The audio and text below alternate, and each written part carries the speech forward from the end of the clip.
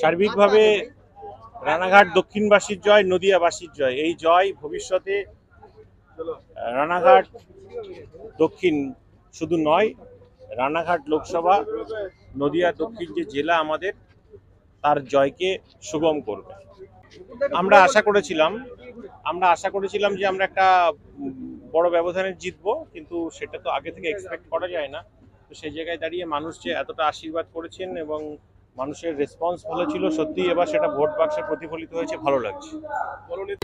এটা মানুষের রায়, এটা মানুষের রায় নয়। এখানে সঠিক গণতান্ত্রিক প্রহসনের ভোট, সেই ভোটে কে জিতলো কে হার হলো এটার কোনো ভিত নেই। এটা কোনো মানে বাস্তবতার সঙ্গে কোনো মিল। পুনর্নির্বাচনের দাবিতে বিক্ষোভ দেখেছিলেন? হ্যাঁ, অবশ্যই পুনর্নির্বাচনের দাবিতে আমরা আরোর কাছে